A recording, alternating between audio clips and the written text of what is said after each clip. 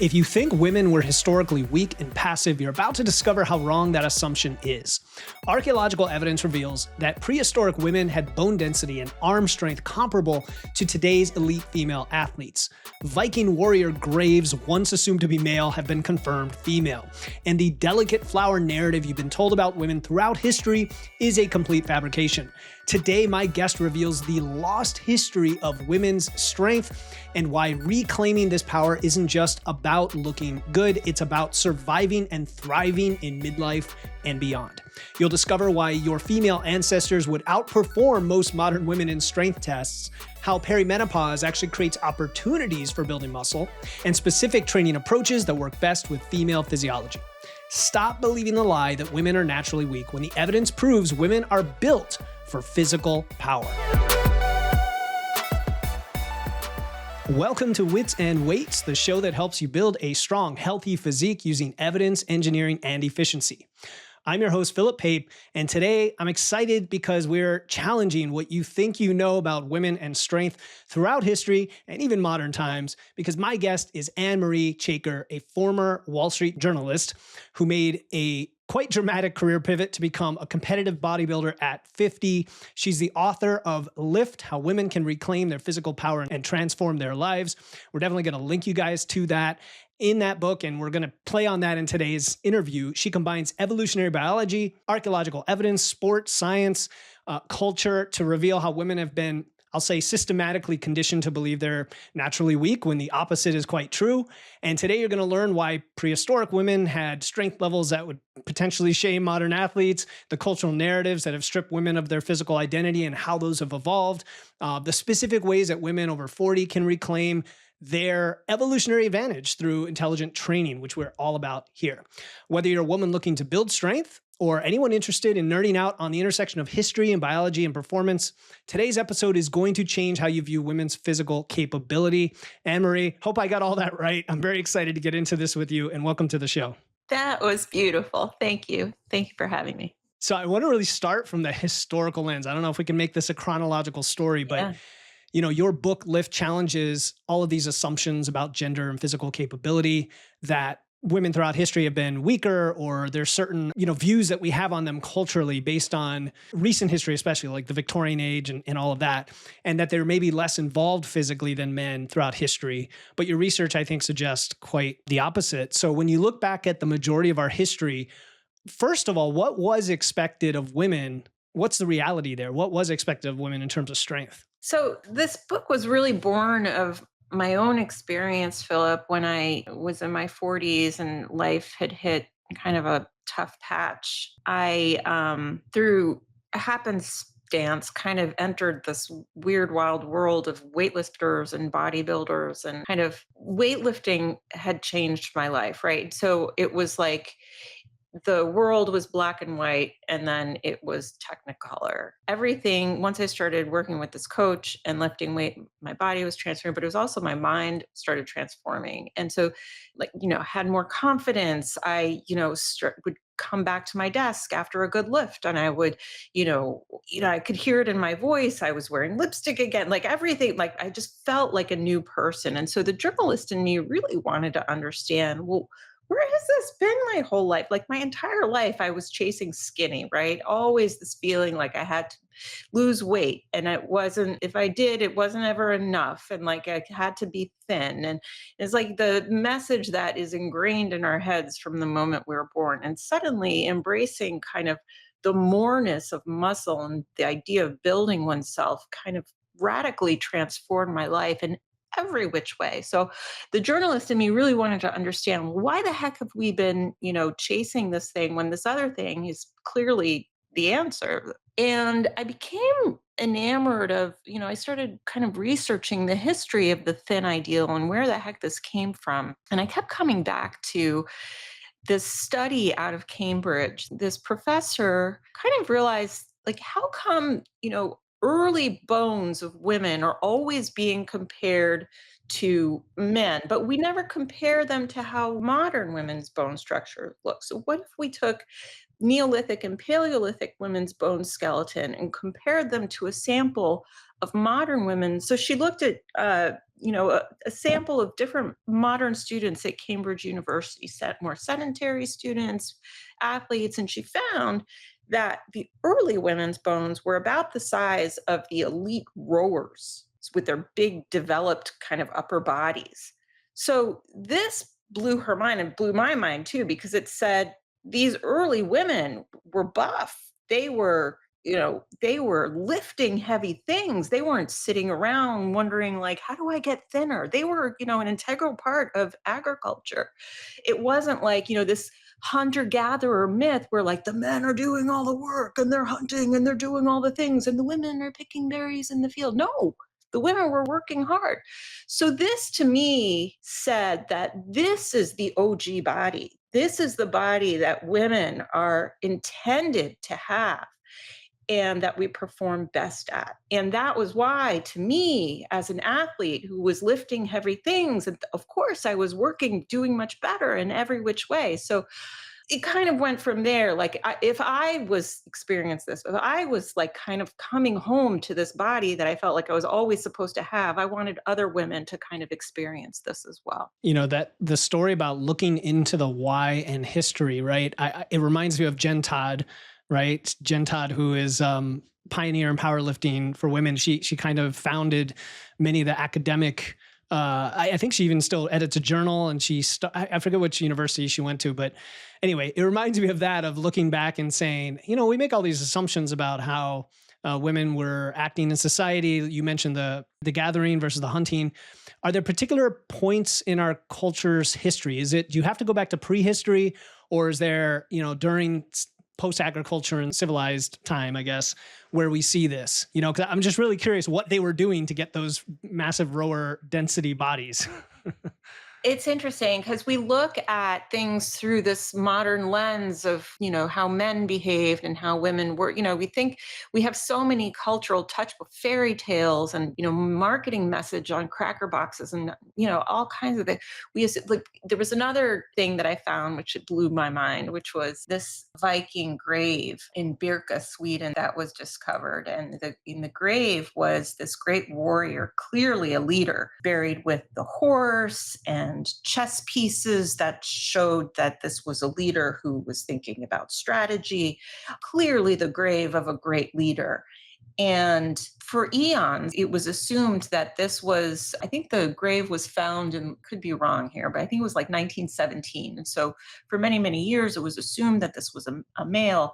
And it wasn't until just a few years ago, that very recently, that it was found that this warrior had two X chromosomes. It was a woman. And how interesting is that? I mean, if I found I would have assumed it was a man too, right? But it's like only in modern times, really. It's really the idea that men are the stronger sex is really the product of the last 150 or so years. And I would argue it's something that has benefited a patriarchy run by men. If we keep women in a more childlike, controlled, weaker state, that benefits a world run by men.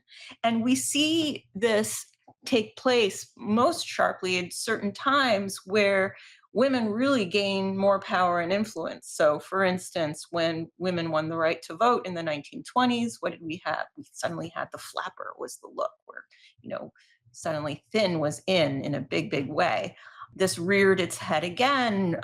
For instance, we saw it in the 80s when women suddenly were infiltrating boardrooms and the corporate world, and we had the power suit with the big shoulder pads. Suddenly we had Kate Moss. And so there are moments where, you see the skinny thing rise most sharply when women start to show an inkling of more power. So I could go on and on about this, but it's not just one thing that caused skinny to be. There were many things, from food supply and demand. Suddenly, we want to emulate wealth, right? Well, when food became more plentiful, it was more people had access to the stuff. So the pendulum started to swing more towards thinness and, the dawn of the calorie and the obsession of Mm. measuring it and all of these different things kind of fueling the flames of, but at its core, I think, really the skinny obsession is really a product of control and keeping women in a weaker state, which has never benefited us. Yeah, I mean, I love strong women. My wife lifts weights. We're Right, right, talking about okay. that a lot. And of course, I suppose I'm the last person who can talk about patriarchy being a man myself, so I'm not going to go there. But I could see that in history. I think it's important to understand history and why certain moments and landmarks had shifted the narrative, right? Like the Victorian frailty, where our ancestors from 10,000 years ago and how they lived versus 1,000 years ago in the Middle Ages and the Vikings versus the Victorian age. And so I suppose you tell me if this is true or not. Are we in a new renaissance now? Because I think we're talking more about it. I think there's more acceptance for strong and being fueled. And I hear it, but I also hear just as strong some of the terrible messaging that has hung on since the 80s that gets amplified on social media, especially to younger girls with how the algorithms work and things like that. So, what are your thoughts? Like, what period are we Mm. in now in terms of women's strength? It's such a great question. And I have so many feelings and so many thoughts, as the mother of a 14-year-old girl who's just recently discovered TikTok. I was just sitting on a bus next to her and literally watching her for hours scroll through my phone and look at TikTok. And so it was really kind of fascinating study on, what she's seeing and what message. And let me tell you, it's not pretty. It's not pretty. There's this whole skinny obsession rearing its head again. And I mean, and on the other hand, I go to a gym and I see we're starting to see many more women. And when I started my journey, I started hitting the weight room, and I would say 2018, 2019. I was really one of the only women in the weight room. It was largely 18, 19, 20-year-old young men.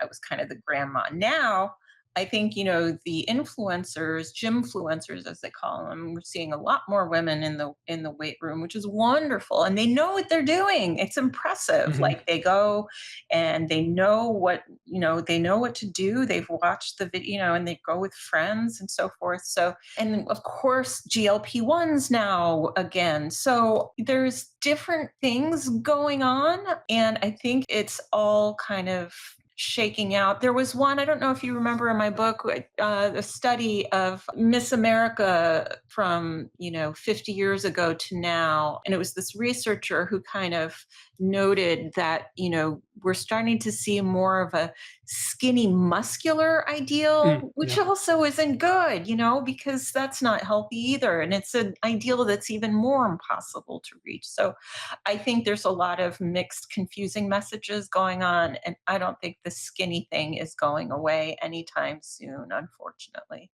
Yeah, I think you talked about that on a Substack article. Yes. We'll link that for folks. You've got a lot of really cool articles there. Some cross posted as well from with other folks that you collaborate with. But that skinny, muscular.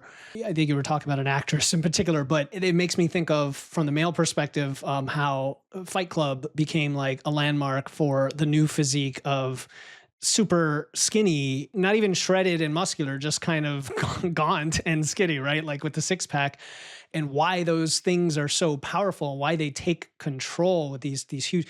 And so I always think, I don't know what you think, is that if you're different, if you're weird and you're the minority, you're probably doing the right thing in any given part of society. So if we're to elevate this for folks listening, and by the way, a lot of our listeners, they're into lifting, they want to know about this. We're trying to get the message out about, if you want to lose fat, that's fine, but it's not about weight. It's not about scale weight. It's not about being skinny. It's about fueling yourself and being healthy and performing. Maybe who are your favorite athletes today that would exemplify that? Or, to not put you on the spot, like what people should look for when they're trying to follow individuals on social media or podcasts or whatnot to get the right messaging into their feed. Well, I don't know that this is revolutionary or anything, but I've been really taken with Alana Marr. I think, her Instagram is just a masterclass. I think she works with her sister on it. I could be wrong. It's just like she's funny and she's brave and she talks about her body is unbelievable. She's big and she's unabashedly strong, and she talks about how she feels, and she's honest, like sometimes like she feels not so good. And like she worried, like it's just a very honest, funny, and brave social media account. And it represents kind of the best of what social media should be, which is just honest. And she's very body positive. She's strong and she's proud of her strong body. And she eats, like, there was one where she was biting into a donut the other day and she was just like, I am enjoying a jelly filled donut.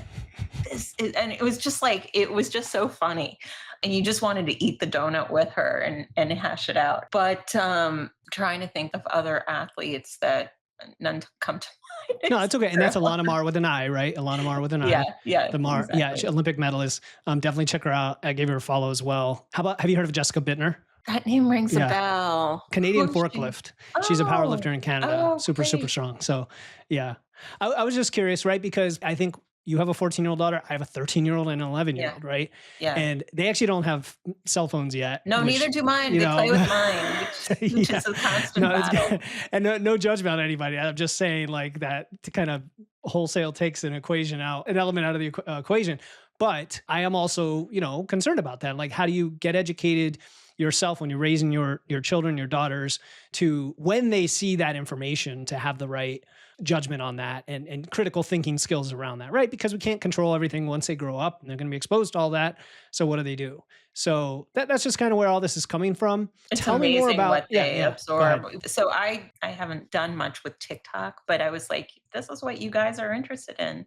And you're seeing these little gym video. Let's do some together. So we started just a couple weeks ago. I started taking little videos in the basement here where I keep my weights and stuff with mother daughter nonsense workouts and stuff. And it's funny. My little one, who's 10, she came out. She watches, she said, I was doing a bench press with her squatting behind me and we had the cell phone camera on. And she goes, all about the bulk. And I was just like, where do you know this? Like, I love it. it's like like they pick up on stuff that they see on TikTok all the time. So anyway, I don't know why. Well, it's funny you mentioned bulk, right? Because the language we use is important too, right? Because you hear still fears about bulking and getting big and being muscular and or the other terms like being tone and being lean and all that. It's like trying to define all that or dispel what it all means. You're all about, from what I understand, fueling yourself and performing. And so what I'm curious about, being a bodybuilder, 50, awesome. This is like you're prepping for your first show, right?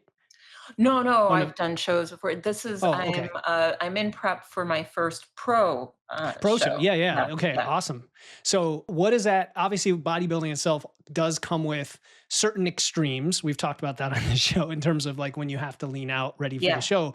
But in terms of the building and the improvement season, what does that look like for you? What is the everyday person who doesn't even want to compete, who's a woman, what are the general principles they should be trying to incorporate when they go down this journey of strength and health? Yeah, I would say it really reframed my feelings about food as something to like, oh my God, avoid guilt as like something to embrace and to really eat more quantities of like whole and plentiful food. And that doesn't mean it's a great big free for all. But I would say that I prepare my own food ahead of time to ensure that I'm eating really well. And that sort of approach of preparing ahead of time and meal prep, which is like a term you hear a lot now with social media, but prepping your food ahead of time has been the big game changer for me. I in the past I would eat when I got hungry, Hmm. and Hmm. I would eat when I got hungry, and where I would come home from work and it was like, oh shit, there's nothing in the fridge. Takeout menus. There was it was always like like feeding myself was like a last minute thing when I got hungry. And then of course you're not going to make great choices. You're just kind of going to eat what's easy, quick, or yummy. So now I have a much more, I mean, bodybuilders think in terms of macronutrients. So that's how I categorize my food. I think the big three are carbs, proteins, and fats. And basically, I do like a big shop on Sunday. I'm a big Aldi's shopper. I love Aldi's. It's cheap and it's quick and it's everything you need and it's no frills. I save so much money shopping at Aldi's. And by the way, I'm not like I don't get any money from Aldi. This episode sponsored by This is no, not no, a, this no. is not a sponsor by Aldi. Maybe I should reach out to them and get a I know. sponsorship. So anyway, Sunday, big shop at Aldi's, come home. I always make a ginormous big green salad. And that's like the thing I keep in the fridge. And I pull from that all the time. I make a pot of boiled potatoes, either sweet or white. It doesn't matter.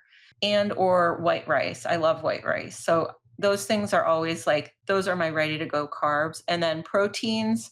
I eat things that the rest of the crew will like also.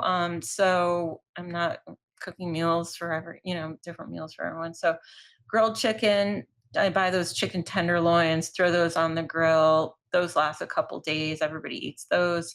I do something I always call a turkey crumbles, which is a pack of 93% and 99% turkey mixed together with a pack of taco seasoning. That's awesome. I eat that on salad. I eat that with the potato. Kids eat that with tacos. Like that is gold. And then liquid egg whites are like the mother's milk of bodybuilders that I consume that in a smoothie that is like gold for my mid-afternoon smoothie. I usually combine that with some banana or berries, maybe a spoonful of peanut butter if I need fats, banana. But liquid egg whites is always, and yeah, like I eat pretty basic, but it's good food and it's satiating. And I really like protein anyway. I like meat. So, Yeah, no, we're all about protein and carbs. So I yeah, love, yeah. I would be hungry if I didn't just have lunch. So it sounds so good. But I do want to give the audience some takeaways, right? Because we talk about macros and tracking and all that, but Yeah.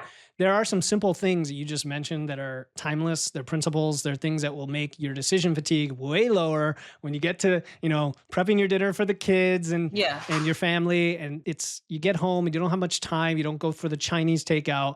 And that is two things you mentioned. One, doing things ahead of time, prepping ahead of time, reducing decision from the week. And of course, that could be extrapolated to anything, to preparing what you're going to eat, to the grocery shopping you do on Sunday, to having a meal plan, whether it's a loose mix and match or more, firm, depending on what your preference is, right?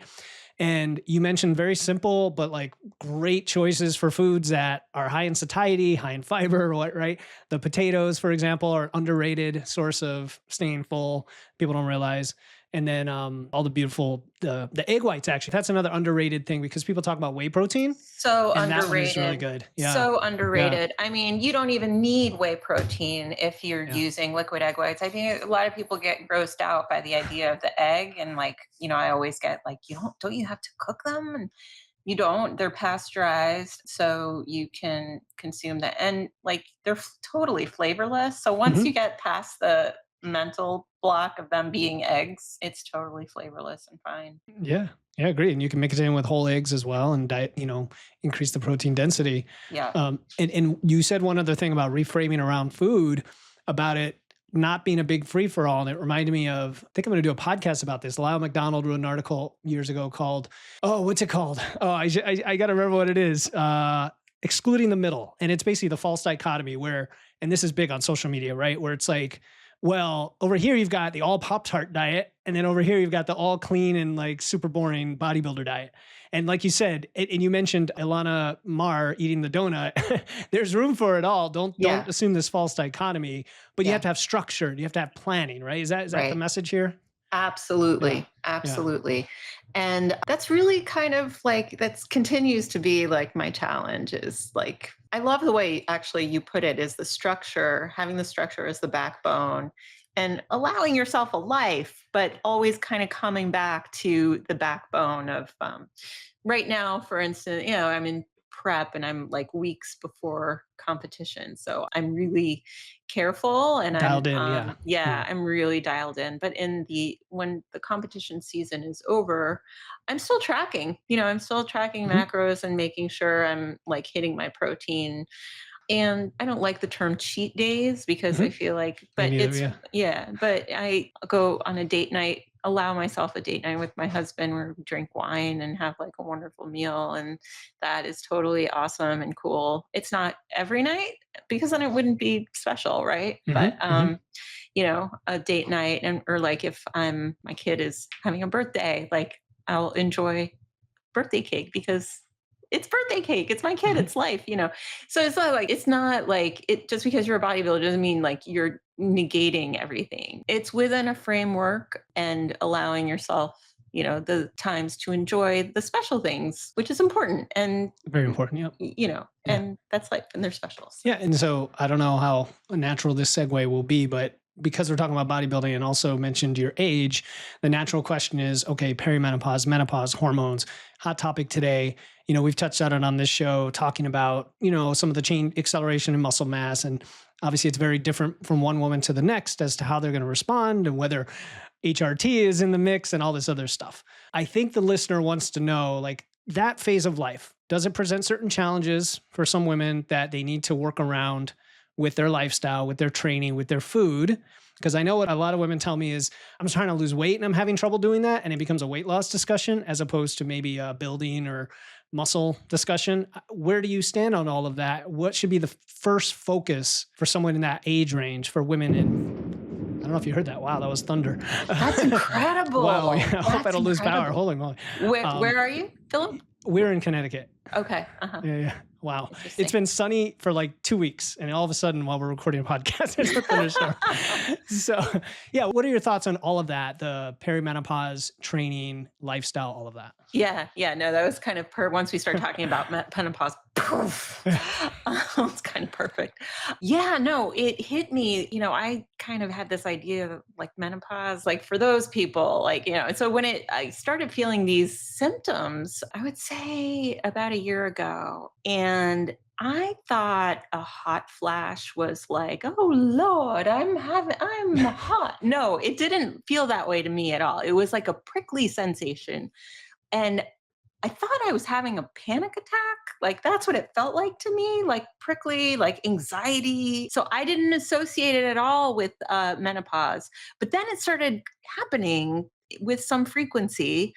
And I had this like really bizarre road rage incident with this other driver, and which was very unlike me. So I remember coming home and Googling like road rage and menopause, and like turns out like rage is a thing for during, and then like I realized like the prickly feelings, and then I was having other symptoms, and so yes, menopause is real, and I found some relief with estrogen. I take an estrogen patch, and that has helped a lot. But it's funny, there was a story in the Wall Street Journal about how like certain phases in your life where you age more, and it's like for men it's like between, I don't know, I don't remember, it was like between 43 and 44, and like for women it was like between da, da, da, da. And it's just like I just feel like the last year has been like suddenly like I have hit kind of like I have aged more, and I've felt it at the gym. Like I feel like my body feels different, like I've aged. So I don't know. It's kind of exciting this competition season because I'll see how things shake out. Like I no longer, like in the past, I used to be really competitive against other people. Like I used to really want to win and kick butt. And, this time around, I'm more interested in like myself. Like I still want to win and do well, but I'm more interested in like how I'm going to look compared to the last time I stepped on stage, and kind of this is so no, but I'm feeling pretty good. But it does feel like I will say 50 feels different than the last time I competed, which was I was 48 and a half or something. Yeah. I mean, I like that. It sounds like a very healthy perspective of competing with yourself, right? Because one of the common questions I get is like, how strong should I be for my age? Or how big should my muscles be for my age? Or how whatever. I'm like, the best standard is yourself. Like, where were you last year or last month, or what are you trying to improve in, and compare yourself to that. But let's dig one level deeper though on the whole menopause thing, because when I had Holly Baxter on the show and I asked her the very first question, like, what are most women not doing or should do that they're not doing? She said, just building muscle, like whether it's in a calorie surplus or not, building muscle, right? In general. So, what are your thoughts on, because we have the skinny culture, because we have the obsession with weight loss, because women in post menopause, I mean, really everybody as we age, we hit these age markers that you mentioned and things start to change, as well as we've had a certain lifestyle for like 20 years, 30 years that is, I guess, catching up to us, if you will. Like, where should someone start? Where should a woman listening here say, wow, Anne Marie, that's awesome what you're doing. I don't think I'm going to be in a show next year necessarily, but I want to get healthier.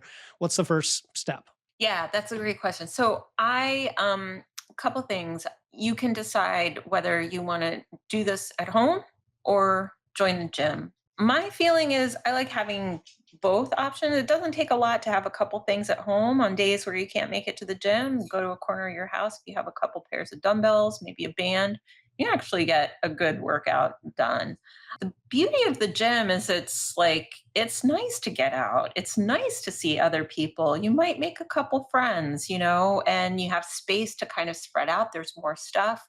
So I really enjoy going to a gym and kind of seeing the familiar faces and kind of high-fiving my pals that I see there. And benefit of gym too is if you join, like you'll get a freebie session or two with a personal trainer. So really work them push them to give you kind of a plan to start. But really, like if you're doing some kind of weight training 3 times a week, give it 30 minutes 3 times a week. I sort of feel like most people can do that. And when I say 30 minutes, like, the other day somebody said, all you need is 30 minutes. It's like, yes, but make it 30 minutes where you're not like looking at your phone or staring High at the effort. wall or Yeah, thinking about something else. Like, really make it that, like, I'm going to give myself 30 minutes and I'm going to be out the door. And I'm going to do these 3 or 4 exercises, 3 sets of 10, and like get it done. But yeah, we're all guilty of like, getting distracted or for looking at sure. our phone and wasting time. But like, if you make it efficient, you're likelier to, come back again and again and stay on top of it, I feel like. Yeah, we're all about efficiency because that's one of the biggest excuses to consistency is the time. I am. And I like how you mentioned make it count, right? I was listening to, I think, Dr. Mike Israel talking about training hard, and people will say, well, I'm in the gym, 7 days a week, bro. And, I'm hit. But of course, you're on your phone, you're doing maybe one set, you're not Right. training with relative, you're at like 5 or 6 reps shy of failure. You're not training hard. But if you could, those 30 minutes, like you said, 3, 4 exercises, which I look at your content and it's what I would expect for somebody who knows how to lift. It's a lot of compound lifts and variations on those and a little bit of accessory work in there because obviously you're a bodybuilder working on your physique. What are those 3 to 4 exercises in general for a new lifter?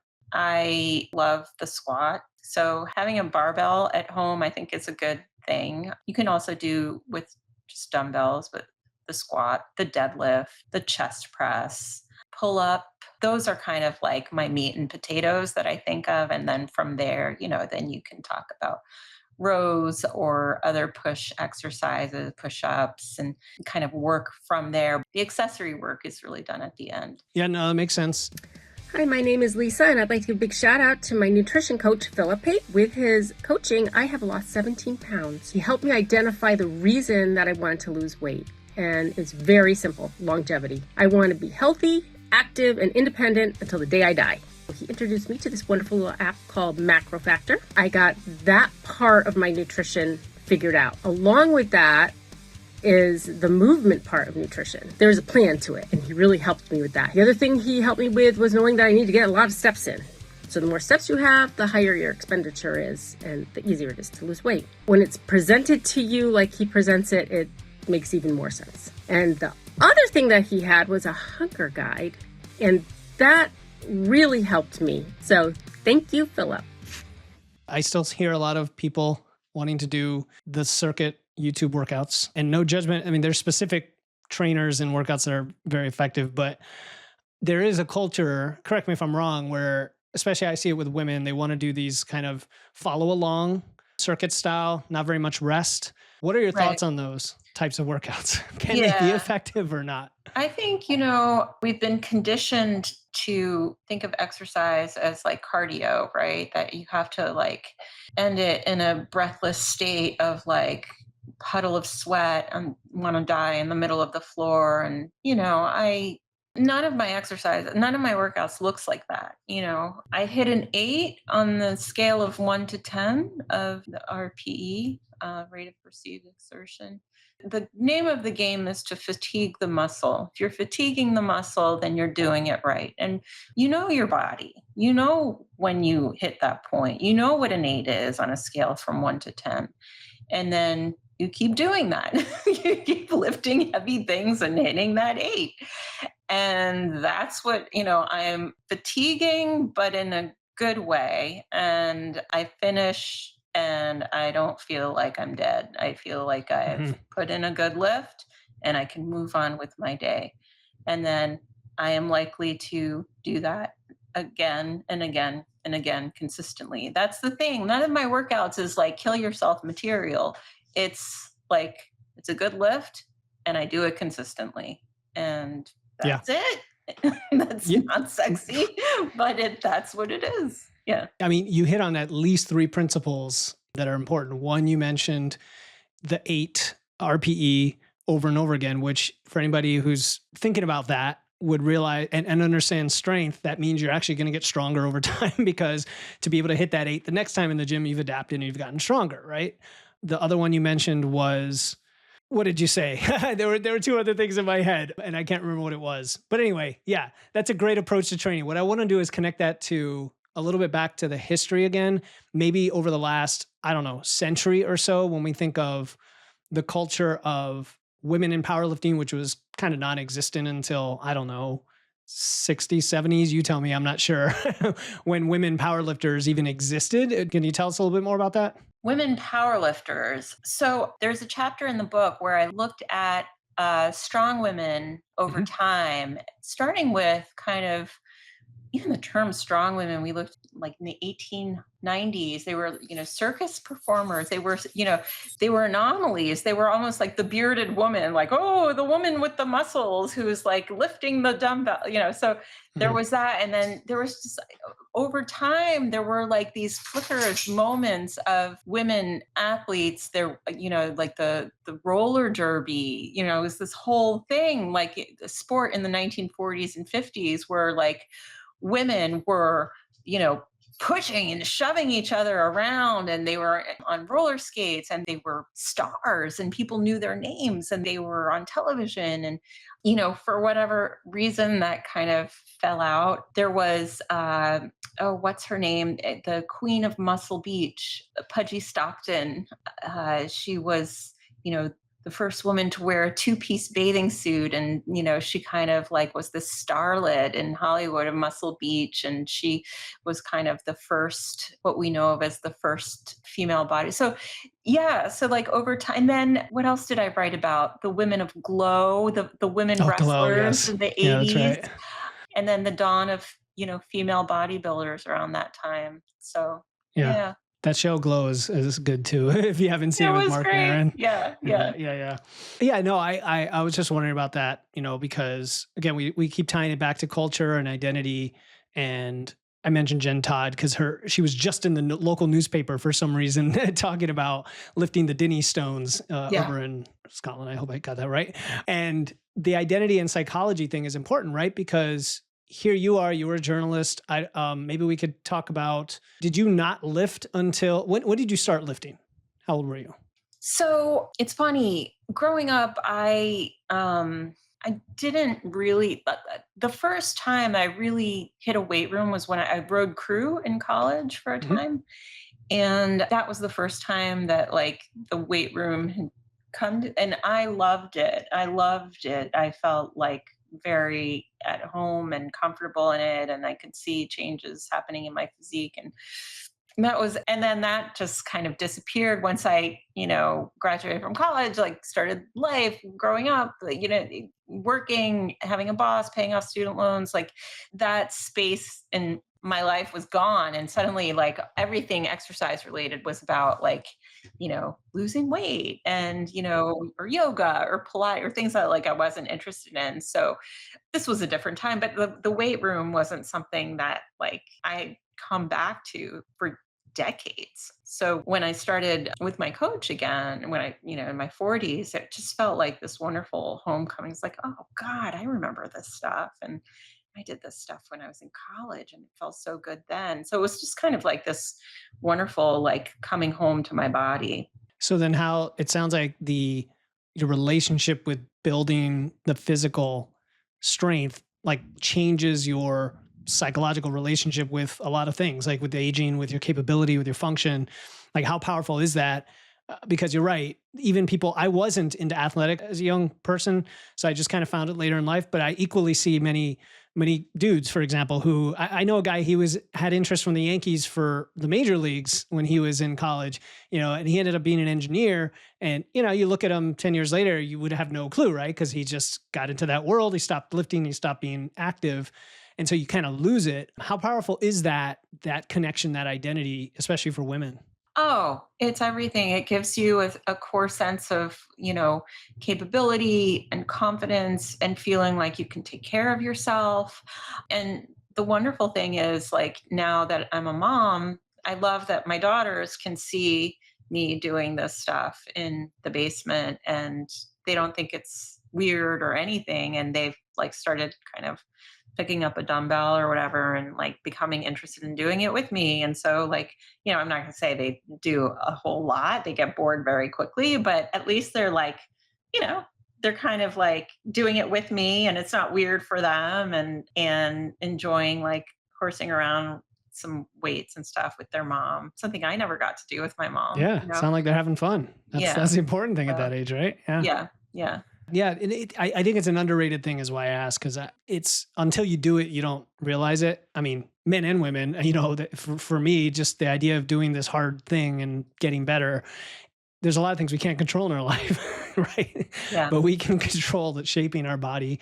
And then I think it really does shape our mind. So it's really powerful to hear what you've been through. We're in our heads Yeah. so much. Yeah, We're in our heads. we're in here so much. It's important, I think, to make yourself do something hard every day, to push yourself physically, to lift heavy things and put them down and do that again. Like, we did that many, many moons ago as like human beings. And it's part of like what makes us tick, like it's what makes us go. We shouldn't lose sight of that. It's a healthy thing, building your strength. All right. So then thinking about the societal relationship we started with and the history and kind of the phase we're in now, we've seen explosions of, for example, CrossFit started around 2010 to become really popular.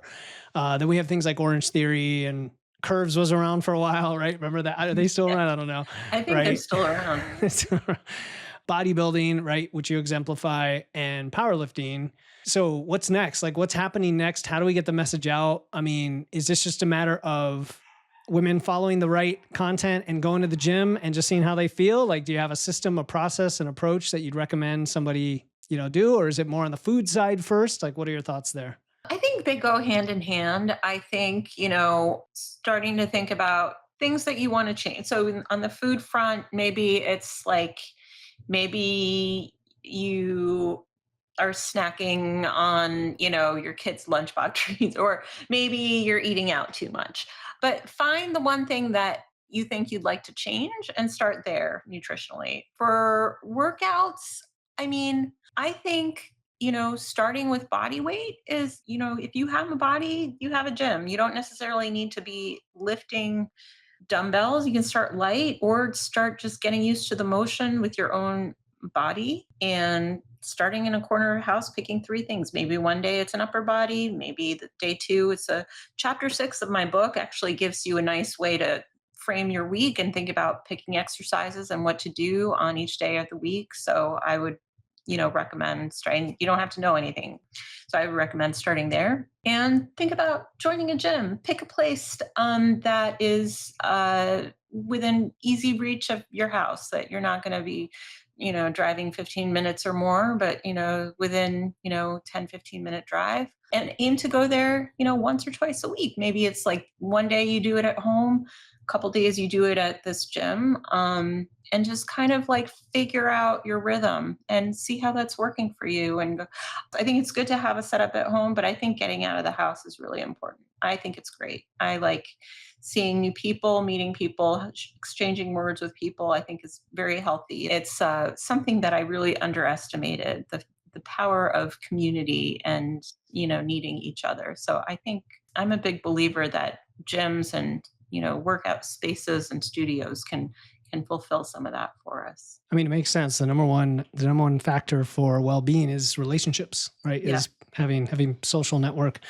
And obviously you gave people a framework for a lot of flexibility here and some really good ideas, right? Like maybe you start at home, you maybe have the gym, maybe mix them both, right? People don't often think out of the box like that. Like, I don't have to do it all at the gym. I don't have to do it all with weights. I love your quote. If you have a body, you have a gym. Like, no, there's no excuse, but we're also not telling you like, yeah, you got to be all in on day one, right, and be training with this massive, lifting program. Chapter 6 of your book, like you said, has some structure. I love that, because one of the first things people, when they ask me like, how should I train? And I start to give them principles and they're like, okay, what do I do with that? And it's like, okay, here's a simple program that'll get you started. And then we can tie that back to the principles that Anne Marie talked about today, and training hard and putting putting effort into it and making it count. Because why waste the time? Like, you're there to get some work done. Right. Awesome. All right. So really good things, really empowering. Is there anything you wish I had asked that we didn't cover on this topic? I'm sure there's a few things, but anything that comes to mind that you wanted to answer? No, I mean, I would just, for women in particular, I would just, don't underestimate your strength. You are an athlete. You have always been one. Even if you think you're not, you are. You multitask like nobody's business. Our bodies are incredible. We bring life into the world. We live longer than men. We are so strong, stronger than men in a lot of ways that, we didn't talk about, but that. You mean like childbirth? That, but also, just like hormones in this yeah, day and age when we're obsessed with longevity, how interesting is it that since the dawn of time across all cultures, women have lived longer than men? We still don't understand really why. And that's because, we don't study women enough. We tend to study men. In terms of muscularity, women have different types of muscle fiber, but men have more quick response. Like power, explosiveness, yeah. Right. But women have more like more endurance. Yeah, yes. yeah. And we're able to withstand and endure more than men. So, I mean, just women are like incredibly strong in ways that we don't give ourselves enough credit for. So build and capitalize on that strength, and stop trying to whittle yourself down. Power yourself up, build yourself, and you're so worth it. You are. And I've been surprised myself how many women, when they lift and kind of show me their recoverability and their ability to push reps and volume, like there is an edge that women have with recoverability and volume, which almost means like you might have to even work a little hard in the gym sometime because you can handle more, which is fascinating. Yeah. So you said you are an athlete and I've always been one. We're going to leave it at that. That's a beautiful quote. Where do you want listeners to learn more about you, Anne Marie, and your work besides a book, which I will definitely link in there, as well as your Substack. So I've already got you covered there. Oh, good. My website is annemariechaker.com, and it's CHAKER. Anne was the E, so ANNE, mariechaker.com, to learn more about who I am and what I'm doing and what I'm writing about. Awesome. We'll include that and all the other links in there. Thank you again. This is a fun topic. I know we just barely scratched the surface. You guys pick up her book if you want to learn a lot more and nerd out on that, or check her out on other podcasts as well. Anne Marie, thank you so much for taking your time and being on Wits and Weights. Thank you, Philip.